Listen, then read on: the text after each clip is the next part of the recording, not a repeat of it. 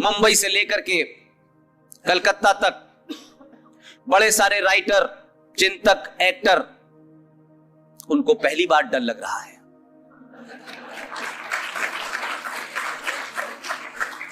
मैं इस बात से खुश हूं कि डर की शुरुआत तो हुई, और डर ये है तो लगना चाहिए आपको डर।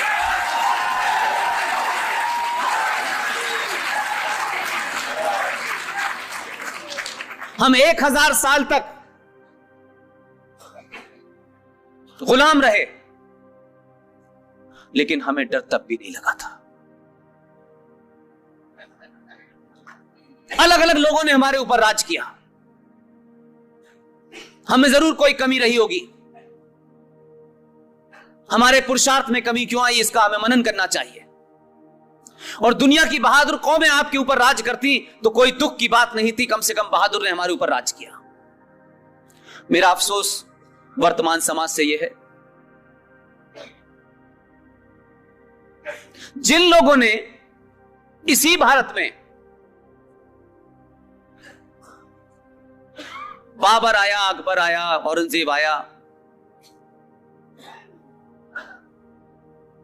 जिन लोगों ने उस वक्त तलवार के जोर पे शलवार पहनी थी,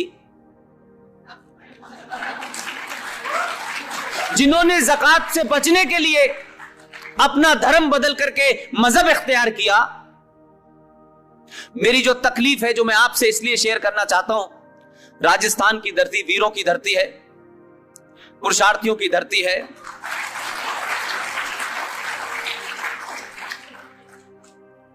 लेकिन हमने ऐसे पुरुष की कल्पना नहीं की थी जो जयपुर में है।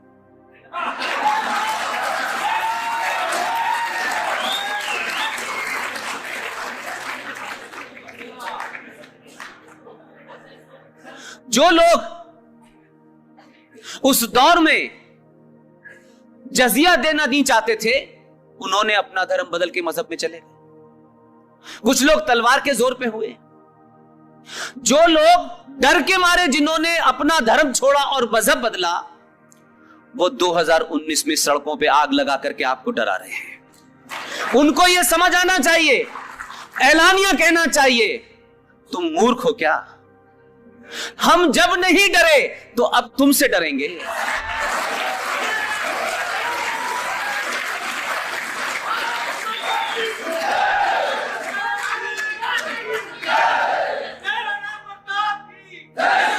लिहाजा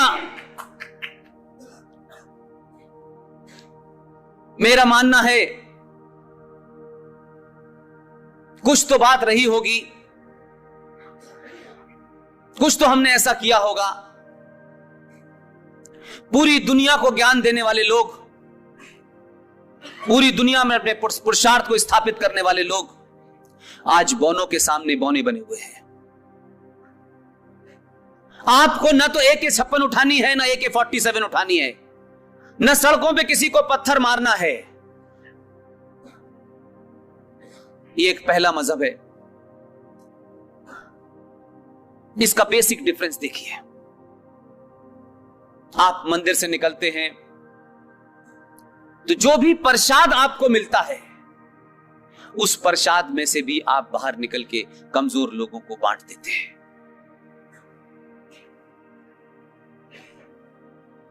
लेकिन दूसरी तरफ स्थिति क्या है कि जो लोग मस्जिद से निकलते हैं, मस्जिद की सीढ़ियां नीचे तक नहीं आती, पत्थर हाथ में उठा लेते हैं।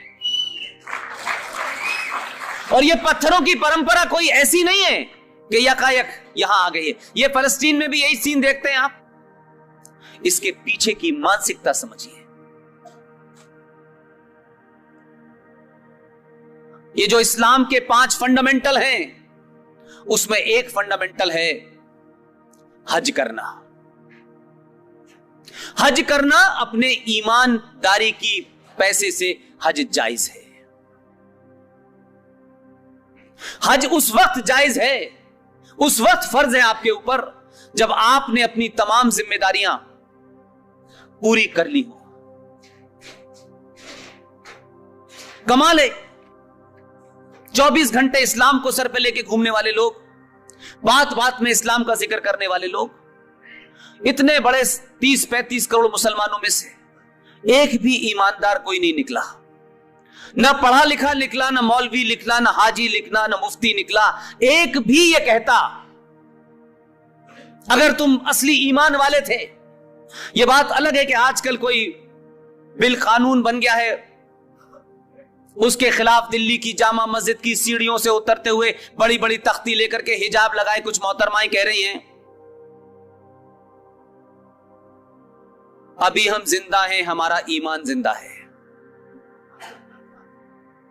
एक मुझे नहीं मिलता जो खड़े होकर ये मुसलमान कहता कि ए मुसलमानों, ये जो तुम हज करने जाते हो काफिर के पैसे से, ये नाजायज है, इसको छोड़ो।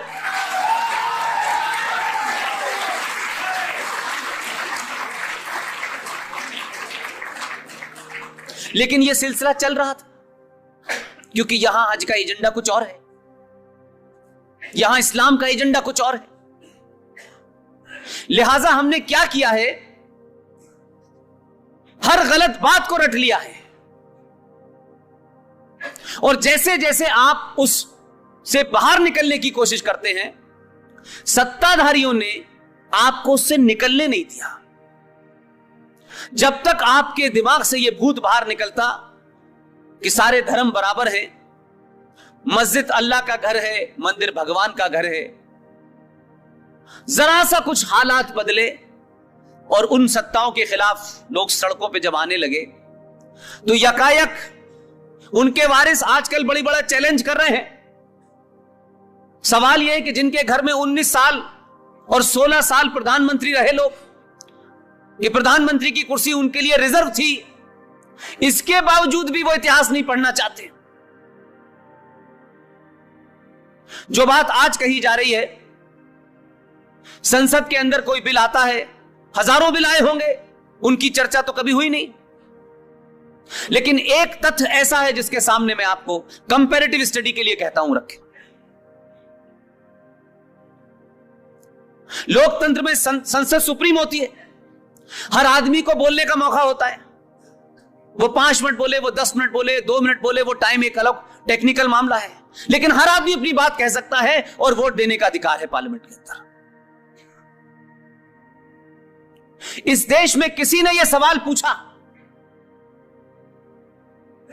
कि एक परिवार के वारिस पूरी दिल्ली से लेकर के पूरी दुनिया भर में हंगामा मचाए हुए हैं और इस पे सवाल खड़ा करा जा रहा है कि संसद ने तो कोई बिल पास कर दिया है लेकिन हम नहीं मानेंगे। मैं कहता हूं अगर ईमानदार भी हो थोड़ी देर के लिए तो यह तो पूछो भाई कि बिल कैसा भी था, कितना भी कंट्रोवर्शियल था, कम से कम संसद के पटल पर रखा गया, पूरी दुनिया ने लाइव देखा, हर एक ने अपनी बात की, फिर उसमें वोट डाला गया और वोट के बहुमत से वो पास हुआ। लेकिन एक सवाल पूछिए आप, 1976 में भारत में इमरजेंसी लगी हुई थी, संसद मुलतवी थी, पूरा अपोजिशन जेल में था। मरहूम मोहतरमा श्रीमती इंदिरा गांधी ने,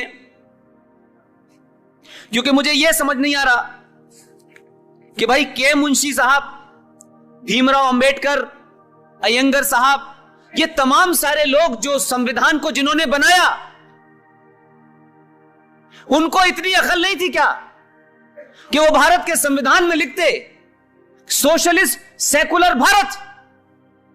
इस पे जब चर्चा हुई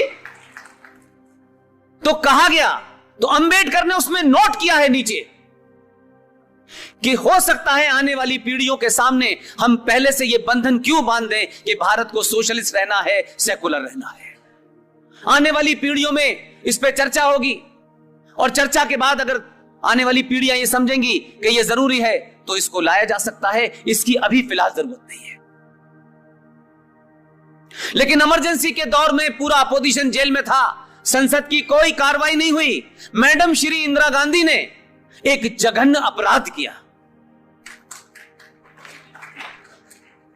आप संविधान में अमेंडमेंट लाते हैं, संविधान में 126 से ज्यादा अमेंडमेंट हो चुके हैं, उसमें कोई नई बात नहीं है। इनके सर पे नहीं, ये तो कल परसों आए हैं, बाकी तो इन्होंने ही किए हैं। लेकिन 76 में जो सवाल उठना चाहिए था वो नहीं उठा।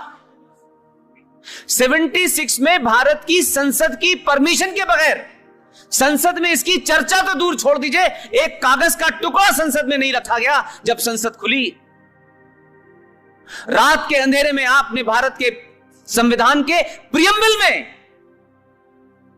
वो प्रियम्बल जिसके बारे में कहा जाता है कि वो अक्षुण्ण है, उसमें कोई कॉमा फुल स्टॉप नहीं लग सकता,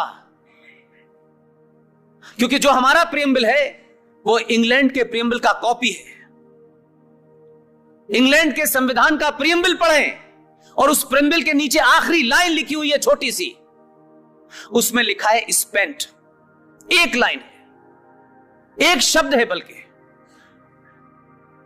लीगल फेटर्निटी में स्पेंट का मतलब है कि जो भी कुछ इस प्रियम्बल में लिखा है यह अक्षुण्ण है, यह समाप्त हो चुका, अब इसमें कोई बदलाव नहीं किया जा सकता। श्रीमती इंदिरा गांधी ने भारत के संविधान के प्रियम्बल में चेंज कर दिया, चर्चा नहीं हुई आज तक, किसी ने सवाल नहीं उठाया। सवाल इस पे उठाया जा रहा है क्योंकि जब आप पास करते थे कोई चीज तब वो सेकुलर होती थी, इन्होंने पास की है तो कम्युनल है। और संकट यह है कि इधर भी जिस तेजी से काम होना चाहिए था समाज को बताने के लिए, क्योंकि हमने सब कुछ राजनीतिक शक्तियों में दे दिया है,